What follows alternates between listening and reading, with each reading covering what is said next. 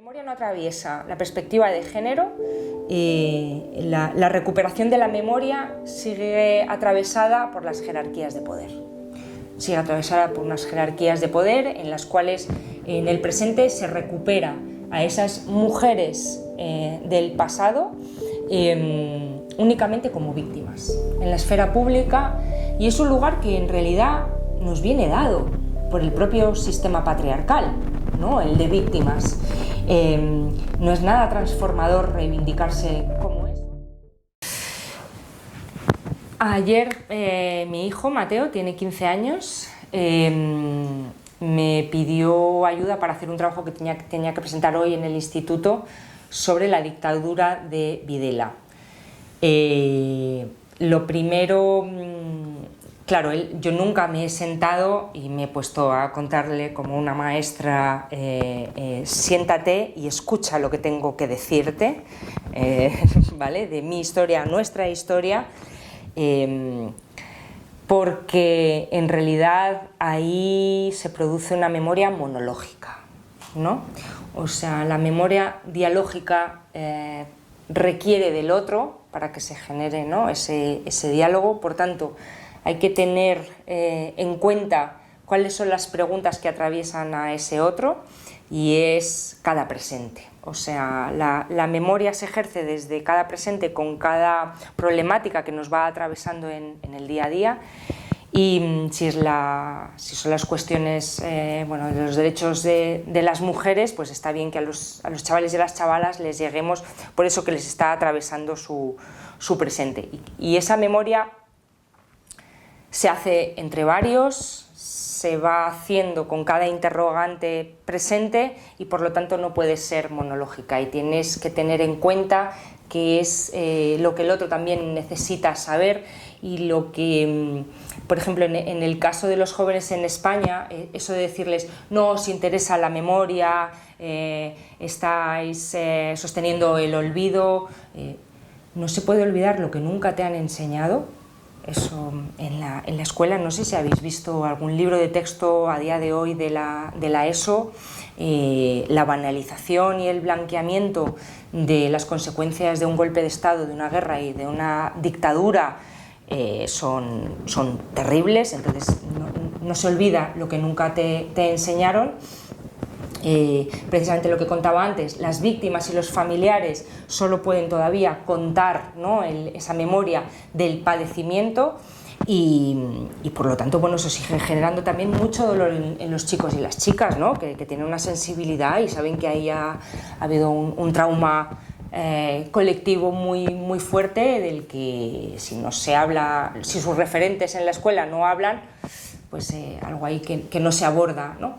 Y ayer Mateo empecé a dejar que él me fuera preguntando, ¿no? y yo ver dónde estaba puesta su mirada, y a través de su mirada ir pudiéndole dar respuesta, pero también con un ejercicio de no contar precisamente todas esas aberraciones que hicieron durante la dictadura argentina, ¿no?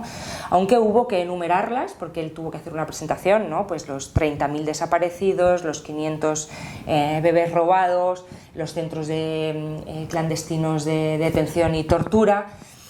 Pero, claro, ahí viene la pregunta de él, y es, sí, pero el nono, y entonces, ¿cómo se llamaba su organización? ¿Y qué hacía? ¿Y por qué? Claro, y dije, vamos ahí, o sea, y es entrar y es abrir la puerta a poder transmitir ese mundo que soñaron y cuáles eran los valores que defendían, y que él viera que por la única razón por la cual se los hizo desaparecer fue por pensar diferente, por las ideas. Es una cuestión muy básica, y no hay más sofisticación en toda esa perversión que han querido hacer. Y sobre todo la transmisión de poder contarle precisamente la experiencia, no solo de la organización, desde mis padres y sus compañeros, sino también de las abuelas y madres de Plaza de Mayo, ¿no? Y decirle, fíjate, eran mujeres a las que infravaloraron como sujetos políticos, y demostraron que solo la lucha colectiva es la que ha transformado Argentina y y ha podido rehacer ese 24 de marzo en vez de la fecha del golpe militar en el Día del Derecho a la Memoria del pueblo argentino. Y en esto que comentaba antes de acusar a los jóvenes, no, esto tiene que ser un diálogo. La memoria solo puede ser intergeneracional, precisamente para que los jóvenes puedan heredar esas experiencias de vida y de compromiso, para poder tomar conciencia de los derechos, para asumirlos como propios y para poder proyectarlos hacia el futuro, actualizarlos en cada uno de sus presentes. Si esa transmisión de memoria no se produce, quedamos, ¿no? Hay una desconexión. Los jóvenes pueden llegar a sentir una gran épica en creerse el primero en una lucha, ¿no? Es muy épico, pero en realidad es efímero, porque comparado con lo profundo y lo largo que es saberse parte de una genealogía que ya te anticipa en ese compromiso colectivo y que puede ser mucho más transformador. No es tan épico en hacerlo solo y creerse que eres el único, pero lo otro desde luego que es mucho más a largo plazo. Y he tenido varias experiencias. He dado talleres a chicos y a chicas para poder acercarles la memoria, y precisamente lo que te tienes que preguntar también es qué lenguajes, qué estéticas utilizas para poder llegar a ellos y ellas.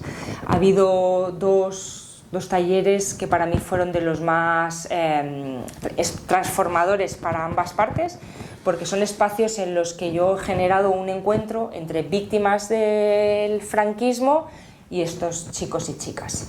Tiene que haber una transmisión de saberes, ¿no? Y de experiencias, y por ejemplo una fue que estos hombres y mujeres de expresos políticos del tardofranquismo les contaban, bueno, todo por cómo se organizaban cuando eran estudiantes ellos en la universidad en Madrid, por lo que luchaban, todo lo que sufrieron precisamente por luchar contra la dictadura y por traer la democracia.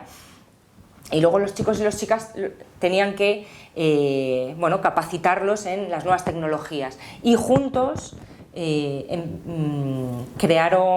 editaron, porque yo siempre digo, la historia la escribieron los vencedores, entonces tenemos que sabernos de qué herramientas tenemos en el presente para poder quedar inscritas en la historia.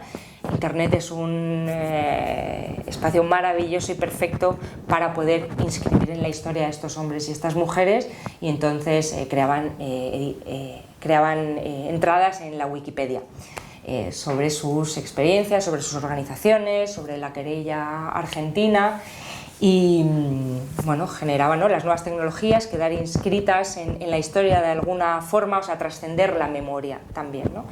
Y otro taller muy lindo fue en un encuentro con varias mujeres de diferentes etapas de la Segunda República que vivió Isabel, y además todavía hoy vive, y fue compañera de una de las 13 Rosas, de la posguerra y del tardofranquismo. Entonces tenían que contarle a estos chicos y estas chicas toda su historia. Y luego además con un profesor, tengo un amigo que es grafitero, siempre he trabajado todo el tema de los grafitis para poder llegar a los jóvenes. Y había una parte de enseñanza de todas las técnicas de graffiti, y ahí lo que sucede es que los jóvenes tienen que reelaborar esa transmisión, esos testimonios que han podido heredar, y hacer con ellos una devolución, ¿no? Pues pintamos un grafito, un mural en Arganzuela con lo que ellos habían heredado, habían procesado y luego habían querido transmitir en el barrio de Arganzuela. Quiero decir, no son meros sujetos a los que hay que poner ahí y es siéntate y escucha, sino tenemos que construir este diálogo juntas. Tú tienes que apropiarte de él, reelaborarlo y poder continuarlo. Recuerdo una charla a la que fui de Justa Montero, en la que ella dijo: cada uno de esos espacios donde vosotras militáis o tenéis vuestro compromiso, llevar allí el feminismo.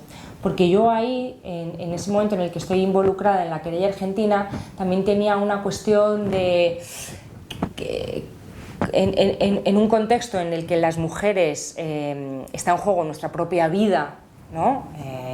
Por la lacra del machismo, ¿por qué estoy poniendo todo mi compromiso en la memoria? Sientes como cierta culpabilidad. Y aquello de Justa Montero para mí fue como wow, me cambió realmente la mirada, y entonces empecé a poner la mirada feminista a todo el trabajo que hacía en memoria. Y eso parte incluso de empezar a escuchar los testimonios de las compañeras expresas políticas de otra forma, y ahí te das cuenta, para empezar, que ellas son las que menos testimonio dan, ¿no? Que dan un paso atrás, que siempre son ellos los que ocupan la esfera pública, en la que si a ellas el silencio les atraviesa doblemente. O sea, llevamos unos años en los que eso ha cambiado bastante, pero ahí empezamos también con Ana Messuti a poner más la mirada y a poder intentar recoger esos testimonios de sus propias experiencias. Eso es curioso, como siempre cuenta Ana Messuti. Hay una de las querellantes, cuando está prestando testimonio ante Servini, y la mayoría de las querellantes en la querella argentina son mujeres, pero que no se querellan por ellas mismas, sino por sus familiares, que la mayoría son hombres, ¿no? Son como las que atesoran y conservan la memoria familiar.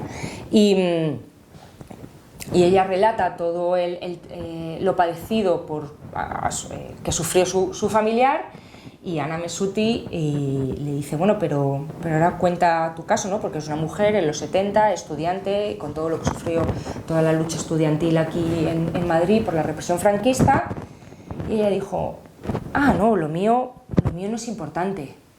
Lo mío no es importante significa que se establece incluso como un baremo de qué se considera importante, de cuántas horas de tortura hayas sufrido en la DGS,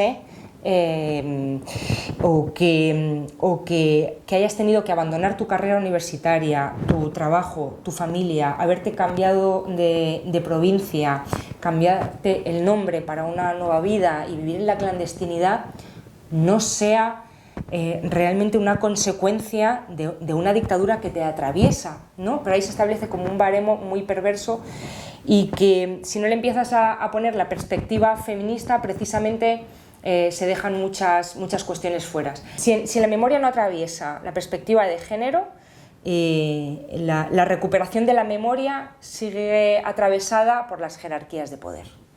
Sigue atravesada por unas jerarquías de poder en las cuales en el presente se recupera a esas mujeres del pasado únicamente como víctimas en la esfera pública, y es un lugar que en realidad nos viene dado por el propio sistema patriarcal, ¿no? El de víctimas.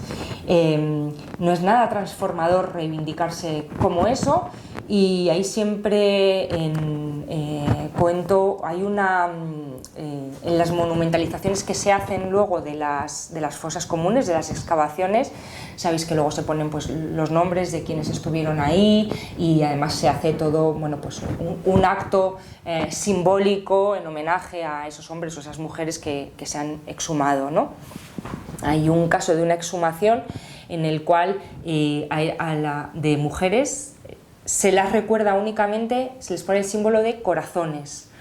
O sea, fueron mujeres que dieron la vida por un ideal, por un compromiso político, que incluso cogieron las armas, que fueron fusiladas y enterradas en una fosa común, a las cuales se las recupera únicamente con un corazón. Esto sería absolutamente impensable con esos hombres que pertenecieron a diferentes organizaciones sindicales, políticas, que se las recuerda, bueno, pues con los símbolos, ¿no?, que representan esas organizaciones, y a ellas con corazones, quitándoles toda agencia política de todo el compromiso que tuvieron en su época.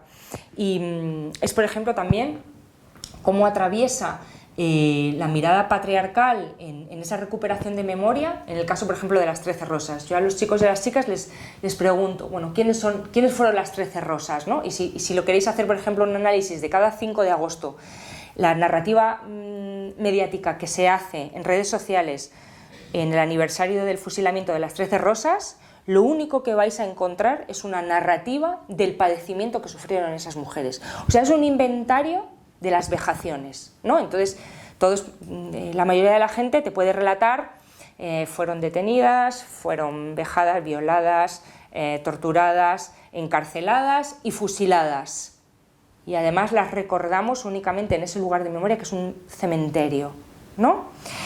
Ni uno de esos chicos y chicas te sabe decir por qué las 13 rosas sufrieron todo eso. Y ahí viene esa memoria del padecimiento también y cómo solo a las mujeres se las recupera como víctimas, ¿no? Cuando precisamente en el presente lo que más necesitamos es heredarnos como sujetos políticos con toda la potencia que necesitamos en el presente todas para construir ciudadanía. Y cómo en cada una de esas recuperaciones de memoria sigue atravesando, ¿no?, la mirada patriarcal y quitando toda la agencia política a las mujeres.